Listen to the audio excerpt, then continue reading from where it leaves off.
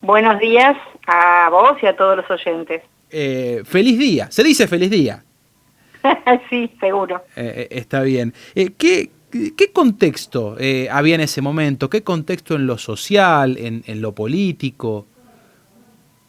El contexto era sumamente difícil, la verdad, Ujú.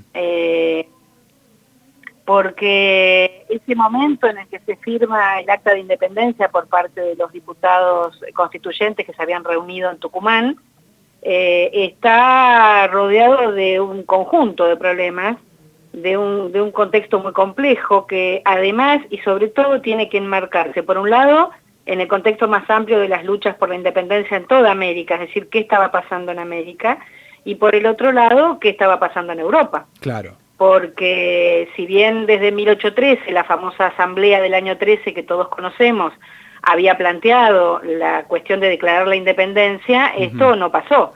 Y no pasó en ese momento porque en 1814 se produce la restauración de las monarquías absolutas en Europa, y entre ellas la de Fernando VII en España. Ujú. Sí. Eso generó una situación problemática para declarar en ese momento la independencia, y de alguna manera primó aquel sector que pensaba más en una idea de autonomía que de independencia absoluta, y con mucho temor frente a lo que implicaba la restauración de esas monarquías en Europa, que de hecho se tradujeron por parte de España en el envío de tropas que no van a llegar al Río de la Plata, pero que sí llegan a Venezuela y que, bueno, Ujú. generan toda una preocupación en los grupos políticos de la época.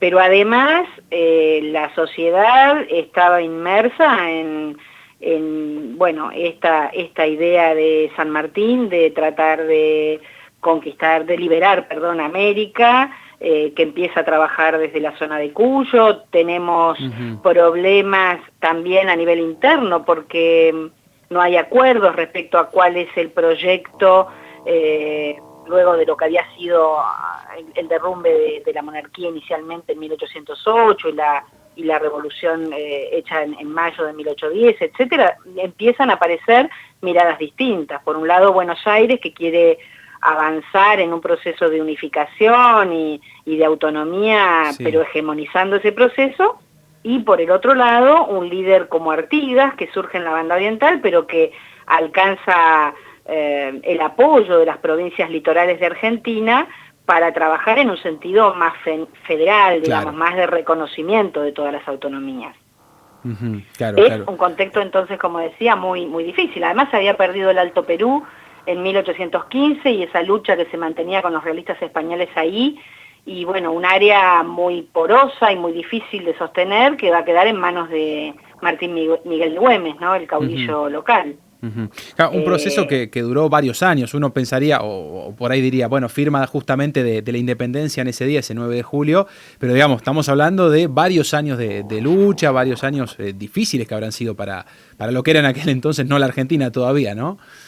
Claro, y eso nos permite de alguna manera también pensar como una unidad, digamos, lo que fue el 25 de mayo y lo que es Ujú. el 9 de julio en términos de un proceso histórico.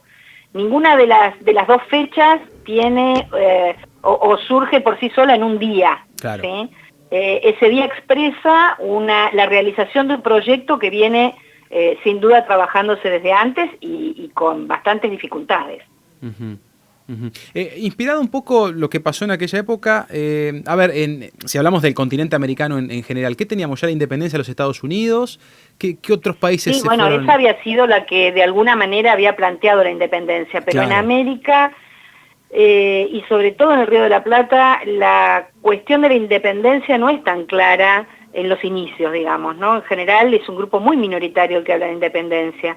Lo que se busca es autonomía dentro de lo que era el control de la monarquía hispánica, digamos, Ujú. ¿no? Lograr autonomía de autogobierno, pero en un contexto donde no se planteaba la fidelidad al rey, se planteaba seguir formando parte de todo eso.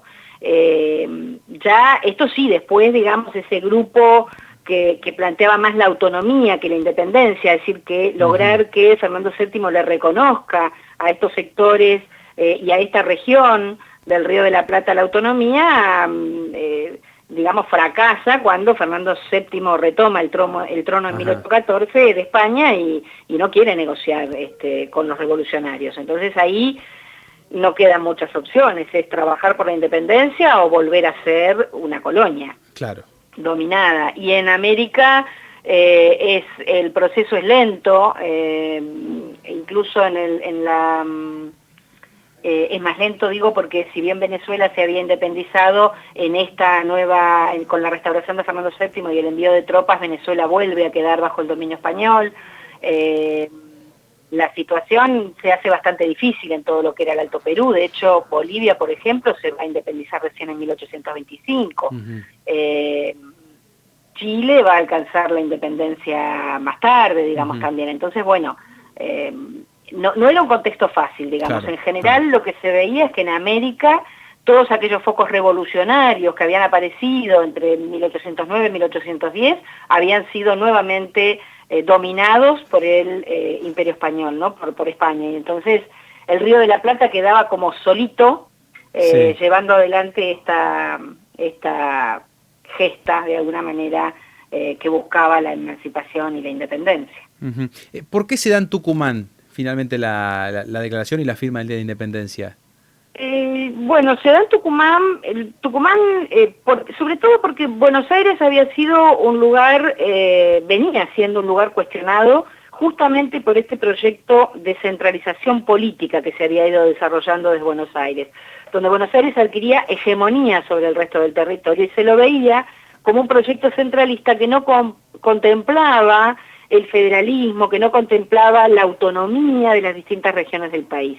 Y Tucumán, una vez que se pierde el Alto Perú, Tucumán y Salta se transforman en el área o en el epicentro de la defensa contra los realistas españoles en el norte.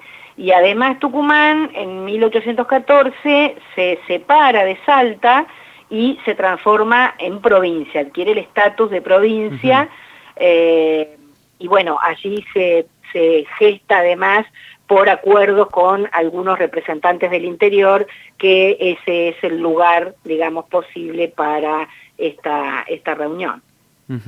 La famosa frase "Viva la Patria", ¿viene del 9 de julio o ya del 25 de mayo? ¿Eso se sabe?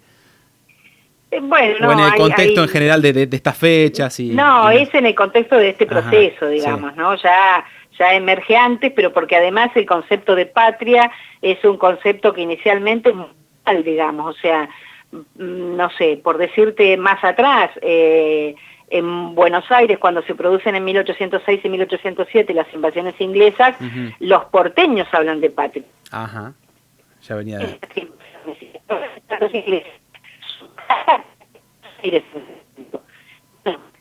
Una identidad nacional todavía, que uno pueda pensar la patria como una cuestión más amplia. En este contexto de la independencia se habla de la independencia de las Provincias Unidas de Sudamérica, o en algunos casos se habla se plantea después de las provincias del Río de la Plata. No está muy claramente definido, porque no olvidemos que en el Congreso de Tucumán no solo participan representantes de las provincias argentinas, con excepción de las provincias litorales que estaban ligadas a Artigas, digamos, Santa Fe, Entre Ríos, Corrientes, la Banda Oriental, no mandan representantes. Pero sí mandan representantes algunos espacios, algunas ciudades de lo que más tarde, mucho más tarde, va a ser Bolivia: Potosí, Charcas, Cochabamba. Es decir, no había todavía una idea clara de cuál era la frontera del espacio. Por eso se habla de la independencia de las Provincias Unidas de Sudamérica, ¿no? Hablamos de grandes hombres en la historia, bueno, San Martín, por supuesto, ni hablar, de Artigas, pero ¿qué pasaba con el rol de la mujer? ¿Hubo mujeres que participaron de la independencia? Obviamente era otro contexto, sin dudas mucho más machista, no, me imagino que habrá sido así, pero ¿hubo mujeres que participaron de lo que fue esa gesta histórica del Día de la Independencia? Sí, claro, sí. Lo que no eran congresales, no eran diputados,